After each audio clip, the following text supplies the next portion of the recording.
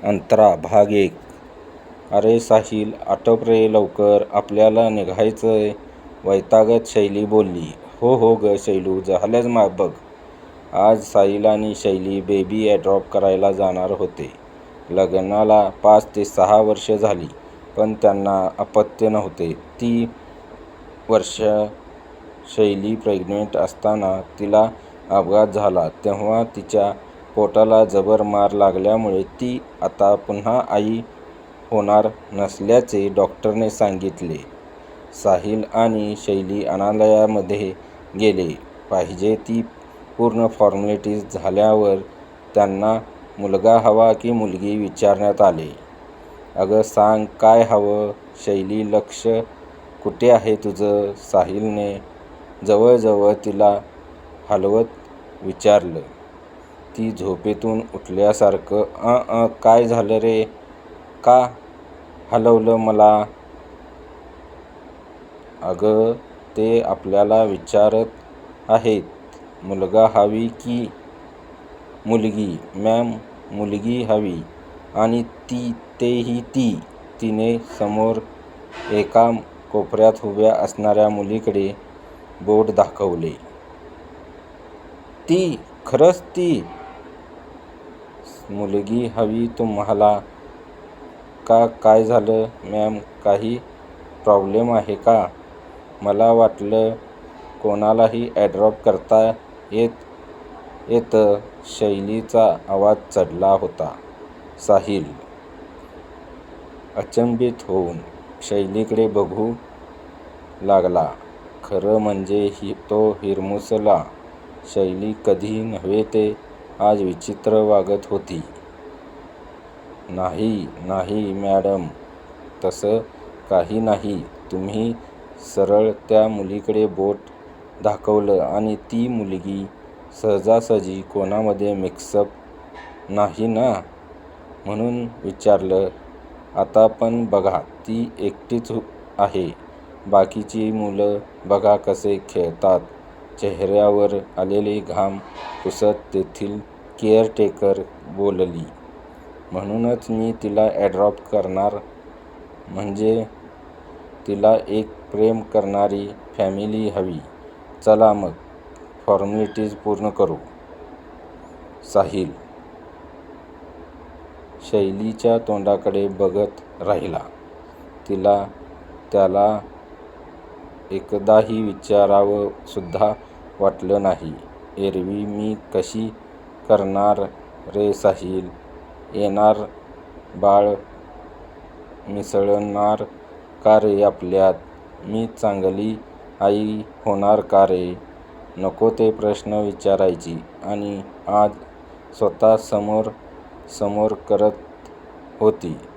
तो तुझाच नाही, माझं पण होणारं बाळ आहे. एकदा तरी मला विचार, साहिल मनात म्हणाला.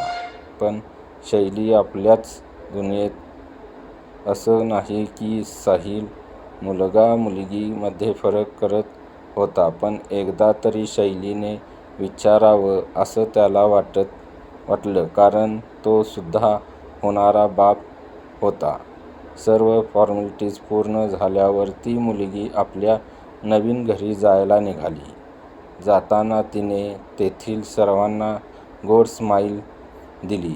तसेच तिथे उपस्थित असणारे सगळे घाबरले. ती आल्यापासूनच तिला बघत होते. आज पहिल्यांदा ती हसली. आली तेव्हा जवळपास 1 वर्षाची असेल. ना हसत होती ना रडत. अगदी विचित्र अशी. त्यांना वाटलं जशी मोठी होईल बदलेल. खरंच बदलली ना. कुणाशी बोलत असे ना खेळत असे. एखाद्या कोपऱ्यात बसून पुटपुटत असे. जणू कुणाशी बोलते, पण बघितलं तर एकटी असायची. हळूहळू तिची सर्वांना भीती वाटू लागली. ते दूर असायचे तिच्यापासून. जेव्हा शैलीने तिला ॲडॉप्ट करायचं म्हटलं तर ती जाईल की नाही असा विचार आला. पण ती लगेच तयार झाली. चेहऱ्यावर अगदी गोड हसू, जसं काही एकदम नॉर्मल मुलगी आहे. तिच्याकडे बघून तेथील लोक हे देवा सगळं ठीक राहू दे अशी प्रार्थना करत होते. साहिलने एकदा नीट त्या मुलीकडे बघितले. तसा तो थोडा दचकला, पण चेहऱ्यावर तसे न दाखवता शैलीला बोलला, शैलू, तुला थोडी मोठी वाटत नाही मुलगी? म्हणजे 1 वर्षाची असती तर बरं झालं असतं. ही तर 4-5 वर्षाची दिसते. अरे हो, मी पण असाच विचार केला होता की वर्षभराचं मूल दत्तक घेऊन, पण का कुणास ठाऊक हिच्यावर माझी नजर गेली तर हिलाच नाही. तशी गोड आहे रे मुलगी. बघ ना, दिसायला किती सुंदर आहे. थोडीशी मोठी आहे पण चालेल. तिघेही घरी आले आणि त्यांच्यासोबत आली. ती घर तसा प्रशस्त होता, पण मुलीसाठी सेपरेट रूमची अशी काही सोय केली नव्हती.